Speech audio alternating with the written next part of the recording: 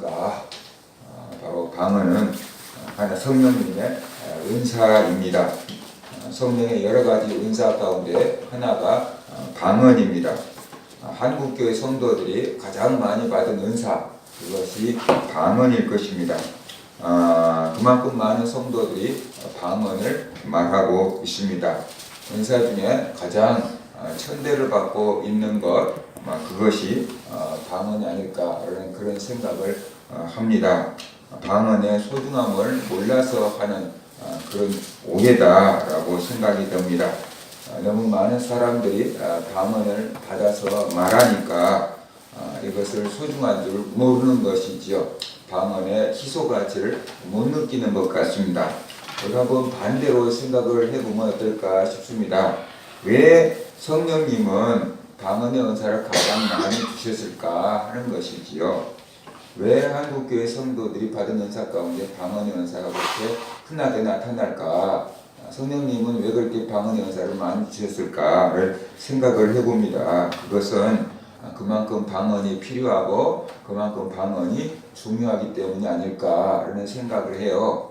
그런데 사람들은 생각하기를 다른 사람들이 못한 것을 내가 해야지, 이게 소중한 거야, 희소가치가 있으니까 이게 중요한 거야 라고 생각을 해요. 근데 좀 속된 말로 기나 고동이나 다 방언을 하니까 남들도 다 하는 거 그렇게 생각을 하고 소중하게 여기지 않은 것 같아요. 이것은 우리의 큰 잘못된 생각이다.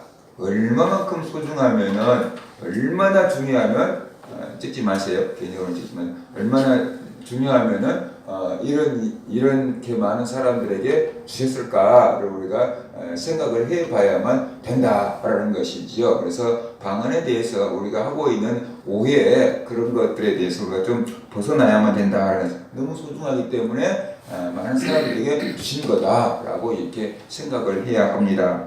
그 다음에 믿는 자에게 주시는 표적입니다. 마가복음 16장 17절에 보니까 믿는 자들에게는 이런 표적이 따르니 곧 그들이 내 이름으로 귀신을 쫓아내며 새 방언을 말하며 라고 이렇게 말씀을 합니다. 사도행전을 보면 성령님의 역사가 있을 때마다 방언의 은사가 터져 나왔습니다.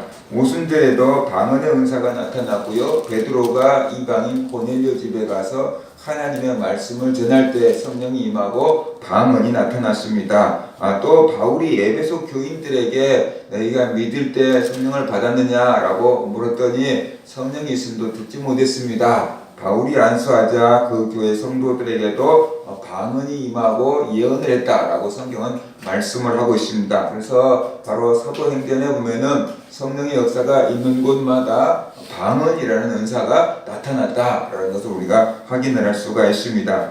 그 다음에 하나님께 기도하는 영의 언어 따라 해봅시다. 영의 언어. 그게 방언입니다. 방언을 말하는 자는 사람에게 하지 아니하고 하나님께 하나니 이는 알아듣는 자가 없고 영으로 비밀을 말함이라 그랬어요. 왜 비밀을 말한다고 했을까요? 우리의 이성이 모르는 것을 간구하기 때문에 그렇습니다. 우리의 의식도 모르기 때문에 그래요. 그래서 우리 영혼에 필요한 것을 구하기 때문에 비밀을 구하는 거다라고 이렇게 표현을 하고 있습니다. 이 방언으로 기도하는 것은 나의 영이 하나님께 기도하는 것입니다. 나의 영이 하나님께 기도하는 것. 고린도전서 14장 14절에 보면은 내가 만일 방언으로 기도하면 나의 영이 기도하거니와, 뭐가 기도한다고요? 나의 영이 기도하거니와. 그 다음에 또 나의 영과 구분해서 이렇게 말합니다. 나의 마음은 열매를 맺지 못하리라. 그러니까 우리말로 하는 기도는 마음의 기도고 방언은 영의 기도다. 이렇게 지금 바울이 구분을 짓고 있어요. 우리말로 하는 기도는 이성적인 기도고 방언은 영적인 기도다라고 이렇게 말하고 있습니다. 마음이나 이성으로 하는 기도가 아니고 영으로 하는 기도, 우리 영이 하는 기도, 그게 방언이다라는 것이지요. 성령님이 말하게 하심을 따라서 말하는 것입니다. 사도행전 2장에 보면은 그들이 다 성령의 충만함을 받고 성령이 말하게 하심을 따라 다른 언어들로 말하기를 시작하니라. 분명히 성령이 말하게 하심을 따라 이렇게 말하고 있습니다. 사도행전에 나오는 방언은 성령이 말하게 하심을 따라서 제자들이 복음을 전하는 그런 언어였습니다. 자, 방언의 내용을 보면은 성경을 보면 방언의 내용이 두 가지로 구분돼요. 첫 번째는 복음을 전하는 내용입니다. 사도행전 2장 11절에 나오는 방언의 내용은 하나님의 큰 일을 말했다라고 이렇게 기록을 하고 있습니다. 오순절날 성령을 받은 사람들은 배우지도 않은 외국어로 복음을 전하기 시작했어요. 그래서 듣는 사람들은 다 자기 나라 말로 들었어요. 이때 방언은 이 복음을 전하기 위해서 하나님께서 특별하게 주신 그런 은사였던 거죠. 사람들이 알아먹을 수 있는 그런 외국어로 복음을 전한 것이죠.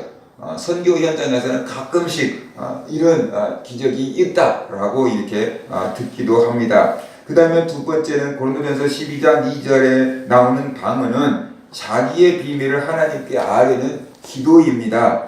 영의 기도라는 거지요. 그러니까 영으로 우리가 하나님께 기도하는데 회개하기도 하고 간구하기도 하고 찬양하기도 하고 하나님의 말씀을 주장하고 외치기도 하고 그런 여러 가지 것들 방언의 기도라고 볼 수 있습니다. 그래서 우리가 지금 사용하고 있는 방언은 외국어적인 방언이 아니고 우리의 기도의 언어다. 영으로 하는 기도의 언어다라고 이렇게 이해를 하면은 될 것 같습니다. 꼭 방언을 말해야 할까요? 성령으로 거듭난 사람의 표가 방언이다라고 할 때가 있었어요. 그렇게 말하는 교단들이 있었어요. 그런데 그런 것은 잘못된 거지요. 고린도전서 12장 4절에 보면은 은사는 여러 가지나 성령은 같고라고 이렇게 말하고 있고요. 고린도전서 12장 12절을 보면은 몸은 하나인데 많은 지체가 있고라고 이렇게 말씀하고 있고요. 고린도전서 12장 30절을 보면은 다 방언을 말하는 자겠느냐라고 이렇게 말하고 있어요. 이러한 성경 구절을 보면은 다 방언을 말해야 되는 것은 아니다라는 뜻이에요. 방언을 못할 수도 있다라는 뜻이에요. 그러니까 다 방언을 해야 한다는 강박관념에서는 벗어나야 합니다. 은사는 하나님의 몸된 교회를 세우라고 성령님께서 자기 뜻대로 나눠주시는 것입니다. 교회에는 방언을 말하는 사람도 필요하고 병을 고치는 사람도 필요하고 예언하는 사람도 필요하고 가르치는 사람도 필요하고 찬양하는 사람도 필요하고 다스리는 사람도 필요한 거죠. 그래서 여러 가지 목사와 교사와 권사와 장로의 여러 가지 직분을 세우는 것이죠. 그 여러 가지 직분을 감당하기 위해서 필요한 은사들이 있고 그런 은사들을 나눠주시는 것입니다. 그러니까 교회는 여러 가지 은사가 종합 예수를 이루는 곳이 교회가 되어야 되는 거지 모두 다 방언만 해가지고는 그러면은 다르게 봉사하는 사람들이 또 필요하게 되기 때문에 모두가 다 방언을 말해야만 되는 것은 아니다. 그래서 우리가 알아야만 되는 것이지요. 그래서 모든 사람들이 다 방언을 말해야 한다라는 그런 잘못된 생각에서는 우리가 벗어나야 합니다. 내가 방언을 못한다고 해서 부끄러워할 필요도 없습니다. 또 방언을 하지 못한다고 해서 내가 거듭나지 못한 성도가 아닌가, 나 구원받지 못한 성도가 아닌가 그렇게 오해하고 착각할 필요도 없습니다. 예수님이 구수의 주임을 믿는 자라면 다 거듭난 하나님의 자녀다라는 것을 우리가 알아야 합니다. 방언이나 은사로 믿음을 판단하면 안 돼요. 방언을 못하는 성도는 믿음이 약한 성도고 방언을 하는 사람은 믿음이 좋은 성도라고 생각하면 안 돼요. 내가 방언을 말하니까 방언 못한 사람보다 믿음이 좋다라고 착각하면 안 돼요. 방언과 믿음은 상관이 없어요. 은사와 믿음은 다른 거예요. 은사는 하나님이 그냥 값없이 주는 선물이에요. 그러니까 지금 교회 왔는데도 은사를 받아버릴 수 있어요. 수십 년 예수를 믿고 믿음을 키워왔는데 그런 은사를 못 받을 수도 있어요. 은사와 믿음은 비례한 게 아니다. 은사와 믿음은 꼭 이렇게 같이 가는 것은 아니다 라는 것을 우리가 분명하게 알 필요가 있어요. 그래서 은사가 많은 사람들은 믿음이 좋은 사람이고 은사가 없는 사람들은 믿음이 약한 것처럼 사람들이 오해를 해요.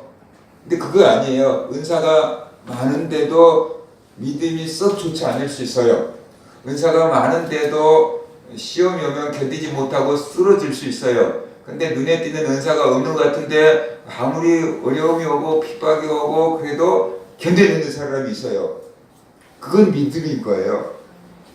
그래서 은사와 믿음을 혼동해요. 한국교회 성도들이. 은사를 많이 받으면은 믿음이 좋은 것으로 막 부러워하고, 은사가 많이 안 나타나면 내 믿음이 약한 거라고 착각을 해요. 근데 그거 절대 아니다. 은사와 믿음을 착각하지 마라. 은사는 이제 교회 온 사람도 받을 수 있다. 근데 믿음은 이제 교회 와갖고 믿음이 막 자란 건 아니잖아요. 믿음은 환난과 또 여러 가지 고난과 어려운 환경 속에서 조금씩 자라가는 것이다. 그런 것을 우리가 알아야만 된다라는 것입니다. 그래서 방언을 가지고, 은사를 가지고 성도들의 믿음을 평가하지 마라라는 것입니다. 그것은 일하기 위해서 주신 은사이기 때문에 그런 쪽으로 봉사하도록 해야만 되는 것이지, 그것이 믿음이다라고 이렇게 생각하면은 안 되는 거다. 그래서 우리가 알아야 돼요. 제 생각에는 우리 교회 성도들이 은사를 많이 받아서 그 은사가 필요한 부분에서 섬기고 봉사하고 그랬으면 좋겠어요. 그런 교회가 만들어졌으면 좋겠어요. 우리 교회 성도들이 환자들이 온다 그러면 제가 이게 병을 잘 고치는 그런 은사를 받은 성도들을 가서 기도해 주세요. 그분들이 가서 그냥 기도해서 고쳐버리고, 귀신 들린 사람이 왔어요. 그러면 그걸 할 수 있는 성도들 가서 쫓아주고 오세요. 그러면 그냥 성도들이 가서 그냥 쫓아줘 버리고 나한테까지 올 일이 없었으면 참 좋겠어요. 나도 좀 편하고, 그죠? 혼자서 할 수 없잖아요. 그러니까 우리 성도들이 그렇게 은사를 받아서 그렇게 하기를 소망해요. 그런 교회가 됐으면 좋겠어요. 그런 교회가 되기를 기도해요. 그래서 이런 집회를 하는 거예요. 그러니까 우리 성도들이 은혜를 받아서, 은사를 받아서 그 은사가 필요한 부분에서 섬기고 봉사하라는 것이지요. 그것이 곧 믿음 아니다라는 것을 우리가 좀 분명하게 구분해서 우리가 받은 은혜를 감사하고 그 은사를 잘 사용할 수 있기를 바랍니다. 방언을 못해도 다른 은사는 있을 수 있잖아요. 그렇죠? 그래서 하나님이 내게 준 은사가 무엇인가를 찾아보고 그 은사를 가지고 하나님을 섬기고 교회를 섬기고 성도들을 돕고 그렇게 되어야만 된다는 것입니다. 자, 지금 방언의 유익을 한번 살펴보면요, 이 방언을 말하는 자는 자기의 덕을 세우고라고 고린도전서 14장 4절에서 말씀하고 있어요. 방언을 하면 그래도 유익한 게 있어요. 그래서 하나님께서 우리에게 방언을 주시는 거거든요. 그래서 방언을 할 때 오는 유익이 뭐냐라는 거지요. 방언을 하면은 자기에게 도움이 된다. 누구에게 도움이 된다요? 자기에게 도움이 된다라는 것이에요.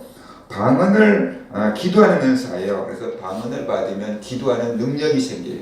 좀 더 깊이 있게 기도할 수 있고, 확신을 가지고 기도할 수 있고, 좀 더 오랜 시간을 기도할 수 있게 돼요. 믿음의 확신이 생겨요. 그렇기 때문에 방언은 자기에게 도움이 된다라고 이렇게 말씀을 합니다. 성경에 굉장히 많은 은사가 기록이 되어 있어요. 그런데 그 은사들의 한결같은 것은 뭐냐면 교회의 덕을 세우라고 그렇게 되어 있어요. 그게 뭐냐면 교회에 유익을 끼치고 교회에 도움을 주는 은사예요. 그런데 딱 자기에게 도움이 되는 은사가 딱 하나 있는데 그것이 방언이에요. 방언을 말하는 자기에게 도움이 되는 은사는 방언밖에 없어요. 다른 모든 은사는 나를 위해 준 게 아니에요. 방언 통역, 예언, 병고침, 능력 뭐 이런 거 나를 위해 준 게 아니에요. 교회를 위해서, 성도를 위해서 사용하라고 주신 거예요. 근데 나를 위해서 주신 것은 뭐밖에 없다고요? 방언밖에 없다는 거예요. 그래서 방언은 바로 방언하는 사람 나의 유익을 위해서 주신 거예요. 그 은사가 유일해요. 이거밖에 없어요. 나를 위해서 주신 것은. 나를 위해서 쓰라고 주신 것은 이거밖에 없어요. 그러니까 중요할까요? 안 중요할까요? 내가 먼저 살아야 되잖아요. 내가 먼저 은혜 받아야 되잖아요. 이것이 굉장히 중요한 건데 사람들이 이것을 모르고 하찮게 취급을 하고 있는 거다. 그래서 우리가 알아야만 되는 것입니다. 그래서 바울은 우리가 다 방언 말하기를 원한다라고 했어요. 또 바울은 다른 사람보다 바울이 방언을 더 많이 말함으로 하나님께 감사한다 그랬고요. 방언을 말하기를 금하지 말라라고 이렇게 말씀을 했습니다. 방언은 방언은 사람의 기도하는데 큰 유익을 줍니다. 그러니까 바로 이게 나에게 큰 유익을 준다 그런 것을 깨닫고 우리가 방언에 사용해야 되고 또 방언을 받을 수 있도록 기도해 봐야 되는 것입니다. 방언은 영의 기도를 하게 합니다. 영적인 기도를 하게 해요. 믿음이 어린 사람이 와서 기도하면은 기도하는 게 딱 정해져 있어요. 뭐 건강하게 해주세요. 뭐 하는 거 잘 되게 해주세요. 뭐 이런 성적인 기도만 해요. 근데 믿음이 좀 잘하면은 이제 거기에 영적인 기도가 섞여요. 뭐 그냥 건강하게 해주세요. 뭐 돈 잘 벌게 해주세요. 이런 기도도 하다가 우리 목사님도 또 그냥 건강하게 해주세요라고 또 기도할 때 은혜 받게 해주세요. 이런 믿음의 기도와 영의 기도가 이제 섞여서 나와요. 그럼에도 불구하고 우리가 영적인 기도를 많이 할까요? 성적인 기도를 많이 할까요? 성적인 기도를 하면 간절해. 이게 성적인 기도를 훨씬 많이 해요. 그런데 방언은 영적인 기도를 하게 되는 거예요. 방언은 영적인 기도를 하게 되는 거예요. 사람들은 영적인 필요를 잘 못 느끼고 육체적인 필요는 금방 느껴요. 그치요?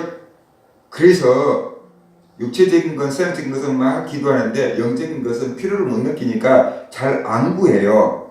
그런데 방언은 우리 영의 필요를 알고 그것을 위해서 하나님께 기도한다라는 거예요. 나도 기도 안 하는 것을 내 영이 기도하고 있다는 거예요. 이게 얼마나 놀라운 일이고 얼마나 감사한 일인가 우리가 생각을 해야 되는 거예요. 우리의 영을 가장 잘하는 것은 우리의 사정을 가장 잘하는 것은 우리 영이에요. 그런데 그 영이 우리에게 필요한 것을 기도한다라는 것입니다. 그래서 방언은 우리 영을 위한 기도고 우리 영혼에 필요한 기도입니다. 하나님 보시기에 합당한 기도를 하게 하는 것이고 우리의 영적인 생활에 유익을 줍니다. 이런 면에서 방언은 우리에게 굉장히 유익한 거다라는 것을 우리가 알아야만 되는 것이죠. 마음의 기도는 내 마음의 소원을 하나님께 아뢰는 거예요. 그런데 방언은 내 영의 소원을 하나님께 아뢰는 거예요. 믿음이 좋은 사람은 내 마음의 기도와 영의 기도가 상당히 많은 부분에 일치할 수 있어요. 근데 믿음이 어린 사람일수록 영의 기도와 육의 기도가 마음의 기도가 완전히 다른 길로 갈 수 있어요. 혼자서 기도하려면 늘 성적인 것만 기도하는 거예요. 근데 방언을 하면 완전히 영적인 것을 기도를 하게 되니까 우리의 부족함을 메꿔주는 그런 기도를 하게 된다는 것을 우리가 알아야만 되는 것이지요. 그래서 나도 모르는 내 영의 소원을 하나님께 아뢰는 것이 방언이다. 그래서 하나님 보시기에 내가 영적으로 움직일 수 있도록 하는 것이 방언이다 라는 것을 깨닫고 내가 이런 영적인 것을 방언으로 기도하고 있구나 라는 것을 우리가 알아야 되는 것입니다. 이 방언은 하나님의 주신 귀한 선물입니다. 그런데 조금 아쉬운 점이 있어요. 하나님이 주신 그건 완전히 해야 될 건데 우리가 생각하잖아요. 그런데 이게 좀 아쉬운 면이 있어요. 문제가 뭐냐면 방언하면서도 내가 무슨 기도를 하고 있는지 모른다라는 거예요. 그렇죠? 그래서 내가 내 영이 지금 기도를 하는데 내 영이 무엇을 기도하고 있는지 내가 못 깨달아. 그래서 마음의 열매를 맺지 못한다라고 바울은 말하고 있어요. 방언의 기도와 상관없이 우리는 살아가고 있어요. 영의 소원을 모르니까 육체적인 것만 구하면서 살아가고 있어요. 방언의 뜻을 알게 된다 그러면 영적으로 훨씬 더 많은 유익을 얻게 된다는 거죠. 그래서 이런 아쉬움을 해결하려고 그러면 어떻게 해야 되는가? 성경에서 우리에게 얘기하고 있는 게 두 가지예요. 하나는 바울이 이렇게 말했어요. 내가 만일 방언으로 기도하면 나의 영이 기도하거니와 나의 마음은 열매를 맺지 못하리라. 그러면 어떻게 할까? 이 방법을 바울이 얘기하고 있는 거예요. 어떻게 하면 내가 영으로 기도한 걸 마음으로 열매를 맺을 수 있을까? 그 방법인데 내가 영으로 기도하고 그러니까 이소는 뭐냐면 내가 방언으로 기도하고 또 마음으로 기도하며 방언으로 기도하고 마음으로도 기도하라는 거예요. 그게 어떻게 되는지 알잖아요. 그렇죠? 우리가 입으로는 방언을 하지만 마음속에서는 또 우리 생각으로 막 기도하잖아요. 이걸 병행해라는 뜻이에요. 내가 영으로 기도하고 또 마음으로 기도하며 내가 영으로 찬송하고 마음으로 찬송하리라. 이렇게 말씀을 하고 있습니다. 그러니까 입으로는 방언을 말하고 마음으로는 우리 생각의 소원을 계속 아뢰는 그 기도를 두 가지를 병행해라는 거예요. 그렇게 계속 하다가 보면은 영으로 깊은 단계에 들어가다가 보면 어느 순간 이게 통해버린다는 거죠. 어느 순간 이게 통해버려요. 그래서 영의 기도를 내 마음으로 하게 되는 거죠. 그러면 그게 방언 통역처럼 되어버린다는 거예요. 내 입장에서는. 그래서 바로 영의 기도를 마음이 깨닫고 열매를 맺게 하라라고 이렇게 말씀을 하고 있는 것입니다. 그리고 또 하나는 방언을 통역하는 거죠. 내 방언을 통역하고 그러면 방언 통역하다가 보면은 내가 지금 무슨 기도를 하는지를 알게 되니까 하나님이 원하시는 게 무엇이구나, 내 영이 원하는 게 무엇이구나, 내가 이렇게 살아야 되는구나 라는 것을 깨닫고 내가 영적인 삶으로 변화할 수가 있다라는 것이. 그렇게 될 때 우리가 방언의 그 부족한 점을 보충할 수가 있게 되는 것이다 라는 것입니다. 자, 이제 우리가 방언을 아시는 분들도 많이 있고 또 못하는 분들은 뭐 별로 없지만 방언을 받는데 어떤 사람은 쉽게 받고 어떤 사람은 좀 더디 받고 그러잖아요. 근데 이건 하나님이 주신 거니까 하나님의 마음이지만 그래도 이게 방언 받는 사람들 또 못 받는 사람들을 관찰해 보면은 이런 장애물이 있는 것 같다라는 생각이 들어요. 그래서 이런 장애물들을 극복하면은 방언을 받는데 좀 더 쉽게 받을 수 있을 것 같다. 그래서 방언을 받는데 유익한 팁을 드리면 이런 거예요. 심리적인 저항이 있어요. 그 마음의 저항이 있어요. 이것을 극복하면은 좀 더 쉽게 받을 수 있어요. 방언을 의심하지 말아야 돼요. 방언 요즘 없다 하던데 뭐 그런 게 들어와 있는 사람들에게 받는데 되게 어려워요. 그러니까 뭐 방언 있을 수 있지. 뭐 그런 마음을 우리가 가져야만 된다는 것입니다. 그 다음에 방언하는 것을 두려워하지 말아야 돼요. 혹시 저 사람들 랄랄랄라 막 하고 있는 거 보니까 저거 미친 것 같은데 나도 저렇게 미쳐버리면 안 되지 라고 이렇게 생각하면 안 돼요. 방언 말하는데 입으로 랄랄라 그러는데 우리 정신은 멀쩡해요. 절대로 미친 게 아니니까. 어떤 정신과 의사가 오래전에 라디오에 나와서 얘기를 했는데 방언을 말하는 사람들 보고 미친 줄 알았대요. 근데 자기가 기도하다가 자기 입에서 방언이 터졌대요. 그래서 정신과 의사들이 이 사람이 정신이 제정신인지 아닌지 그거 검진하는 그 질문사항이 있대요. 그거 자기한테 다 대입을 해봤대요. 그랬더니 미친 게 아니더래요. 자기 정신이 다 멀쩡하게 있으니까. 그러니까 걱정할 필요가 없어요.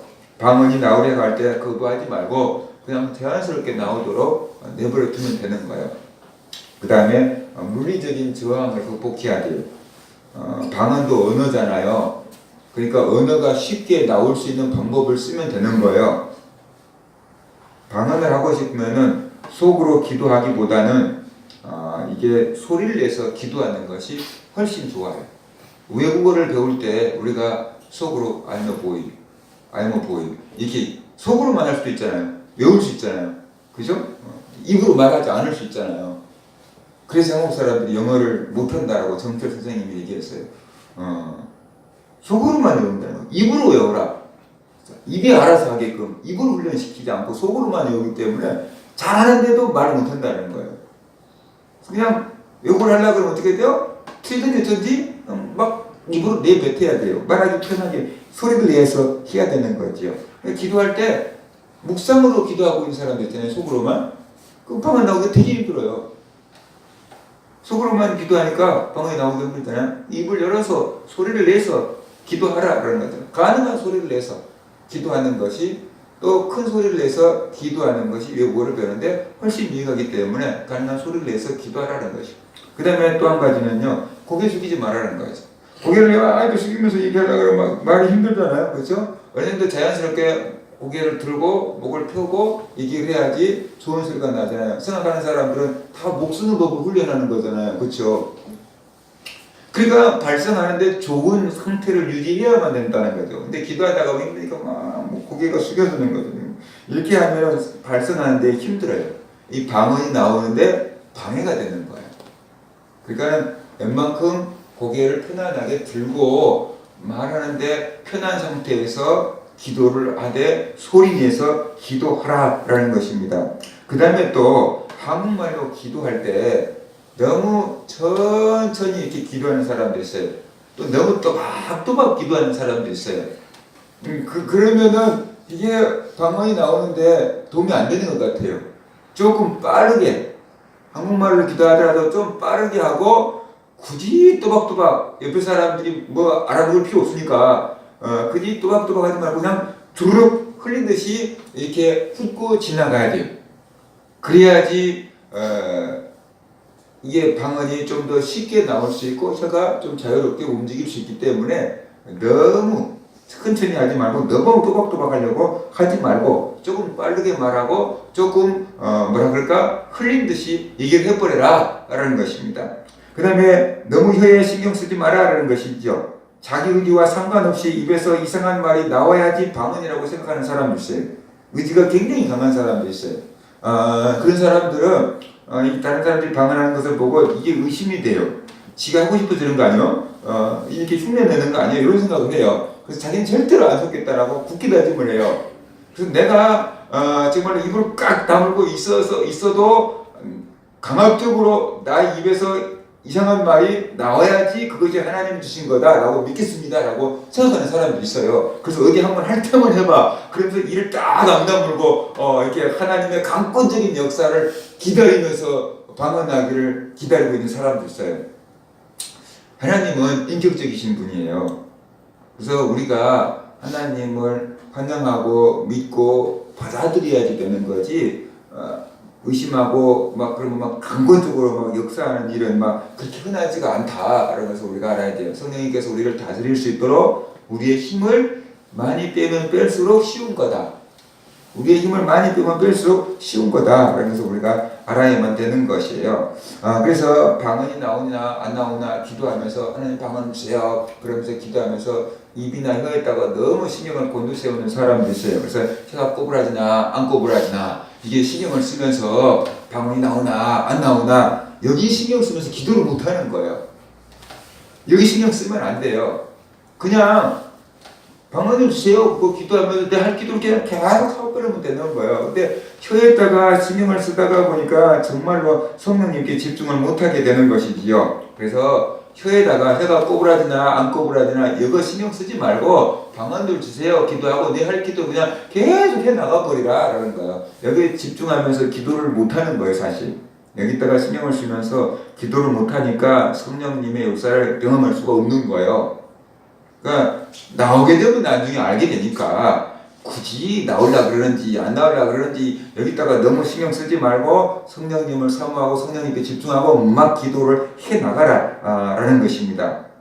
그 다음에 너무 조급하게 생각할 필요가 없어요. 어떤 사람은 방언을 금방 받아요. 아주 쉽게 받아요. 서영이 엄마는 서영이 나가지고 업고 다니면서 그냥 방언 받았어요. 우리 기도회 할